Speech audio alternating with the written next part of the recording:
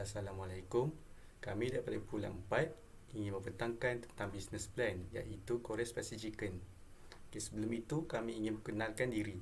Saya Muhammad Izlan Bishar Izwan, 15 DEM 19F 1033. Seterusnya Muhammad Afizuddin bin Muhammad, 15 DEM 19F 1035.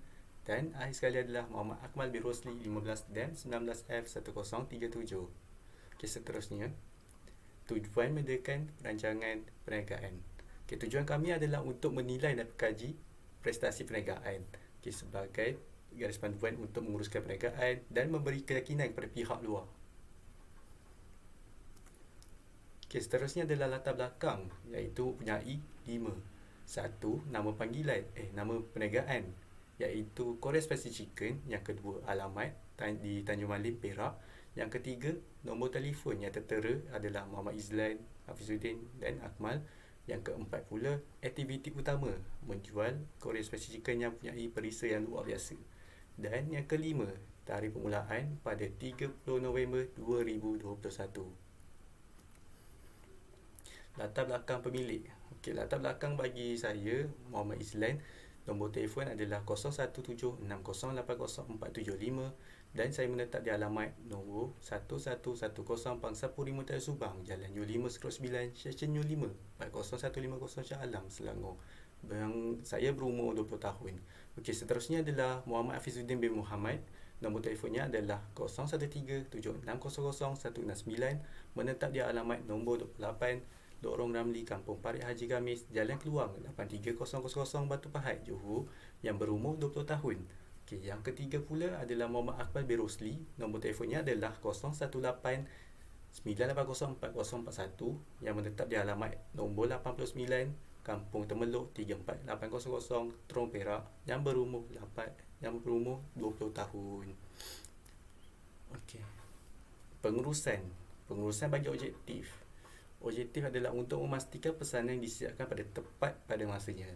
Visi kami adalah menjadi penjual terkenal di Tanjung Malim, dan misi kami adalah untuk meningkatkan perkhidmatan penghantaran. Carta organisasi.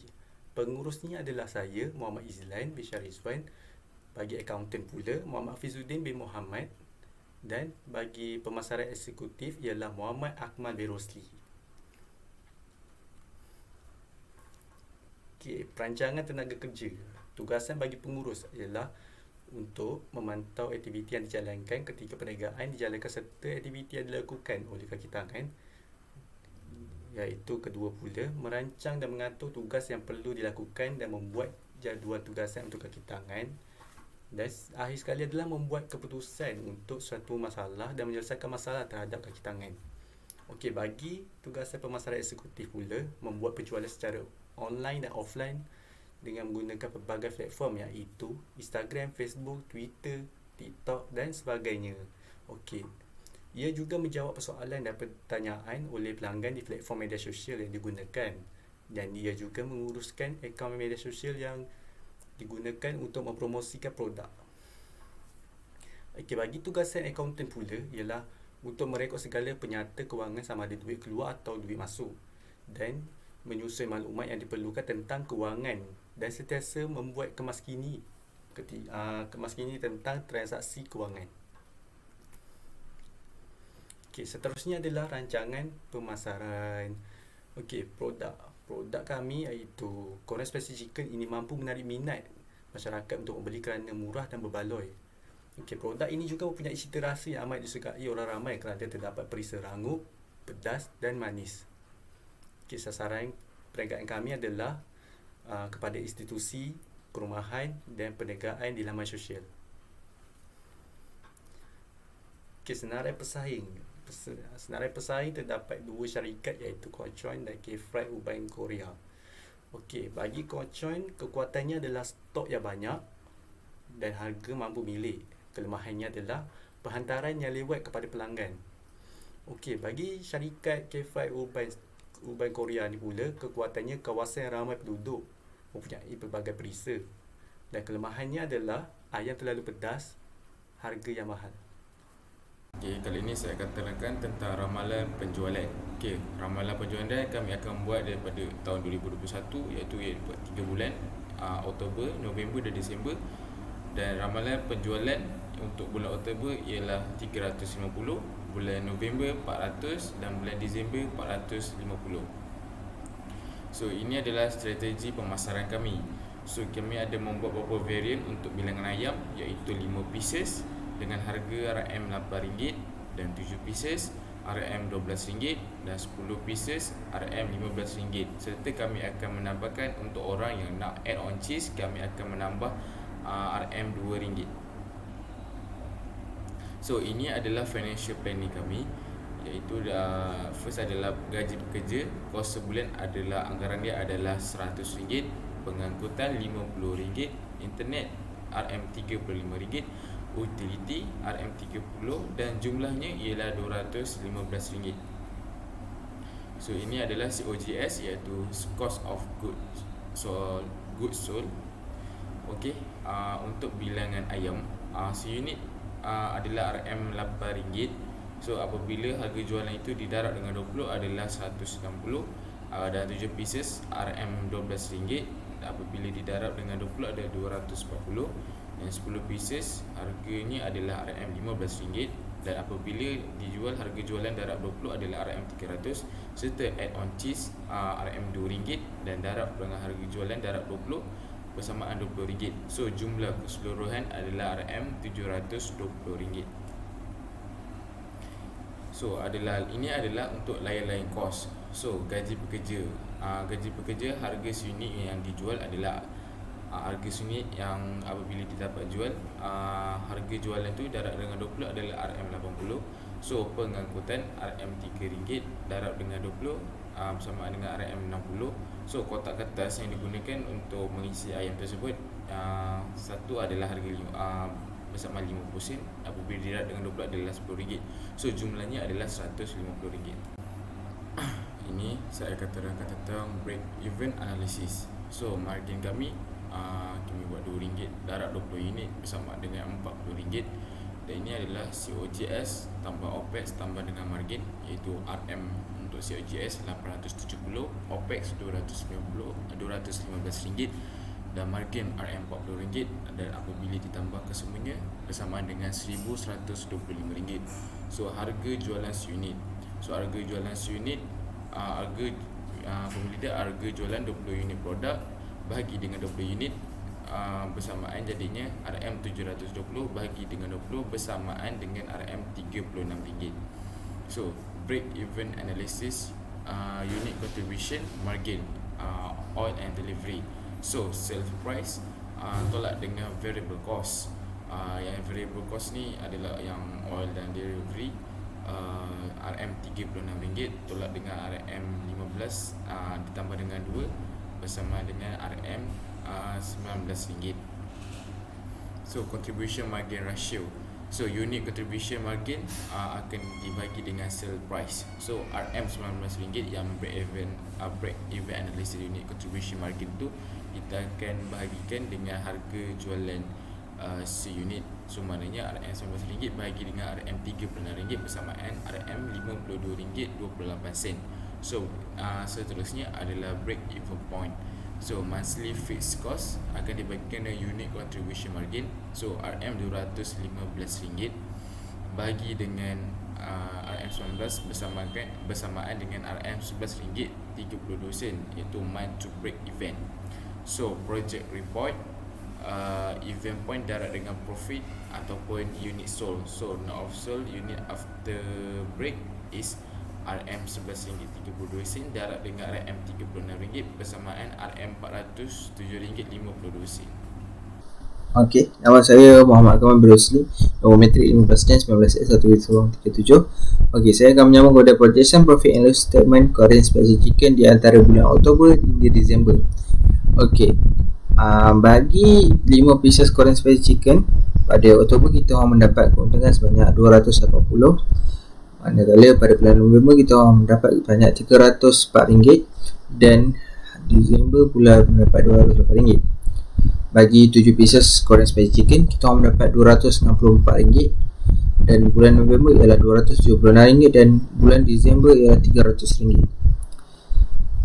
Untuk 10 pieces Korean Spicy Chicken, kita orang mendapat keuntungan pada bulan Oktober ialah sebanyak RM330 dan pada bulan November ialah RM345 dan pada bulan Disember ialah RM375. Kita buat alternatif lain iaitu menambah add-on cheese iaitu, so keuntungan pada bulan Oktober ialah RM40, bulan November ialah RM54 dan juga pada bulan Disember ialah RM62. So cost of goods pada bulan Oktober, November dan Disember adalah sama iaitu RM870. Jadi gross profit yang kita orang dapat bagi bulan Oktober ialah RM44. Pada bulan November kita orang mendapat sebanyak RM109 dan pada bulan Disember ialah RM75. Okey. Expense bagi untuk kos-kos yang lain ialah gaji worker salary kita orang maintain daripada bulan Oktober hingga Disember iaitu sebanyak RM100. Bagi disposal large craft board juga still maintain iaitu RM200. Bagi utility, internet dan pengangkutan juga maintain sebanyak RM150. So total expense daripada bulan Oktober hingga Disember adalah sama iaitu RM415. So apabila diberikan tax sebanyak 6%, kita orang mendapat pengurangan sebanyak RM24.90 pada setiap bulan di antara bulan Oktober hingga Disember. So total net earning kita orang mendapat pada 3 bulan ialah sama iaitu RM390.10. Okey. Seterusnya kita orang telah mengira dan untuk opening balance untuk setiap bulan kita orang telah tidak menggunakan sebarang duit pada bulan Oktober, dan pada bulan November kita orang menggunakan sebanyak RM70 dan pada bulan Disember kita orang menggunakan sebanyak RM50.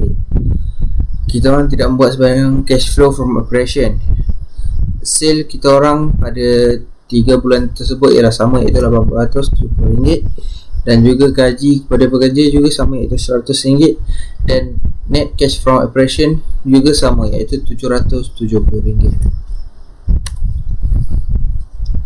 Bagi cash flow from investing pula, bagi transport kita menggunakan daripada bulan Oktober hingga Disember ialah sama iaitu RM50. Internet dan utility juga sama iaitu RM65 bagi setiap bulan.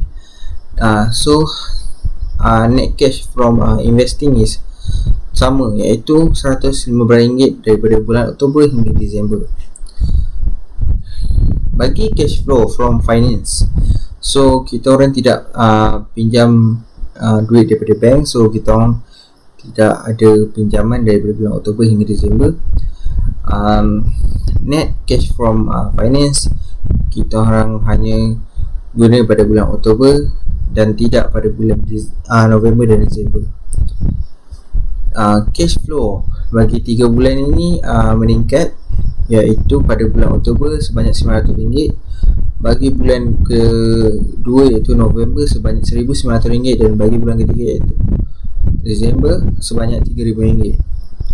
So closing balance kita orang juga meningkat iaitu pada bulan Oktober sebanyak RM900, pada bulan November sebanyak RM2,800 dan pada bulan Disember ialah RM3,900.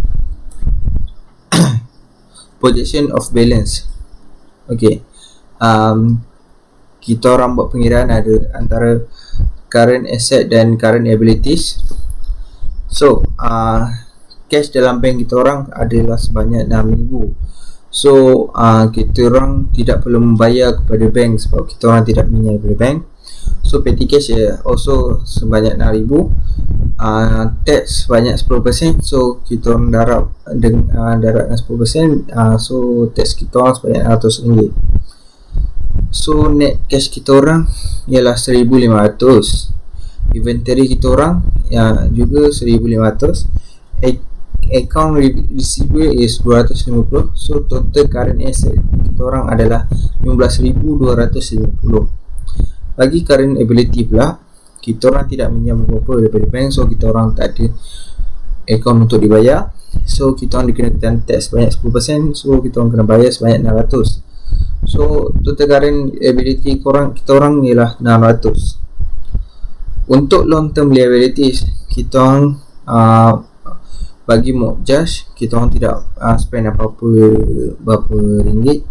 Untuk long term loans, kita orang tidak minjam loan daripada mana-mana bank. So total long term liability kita orang ialah kosong.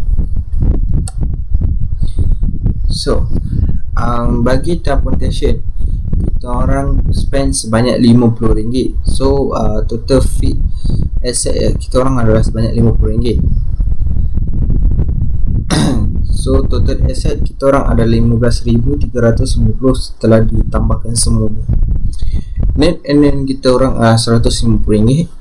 Owner equity ialah RM100 dan total equity telah ditambah tolak mendapat sebanyak 250. So liabilities and the equities kita orang sebanyak 1,700. Okey, itu sahaja perbincangan daripada grup kita orang. Terima kasih dan Assalamualaikum.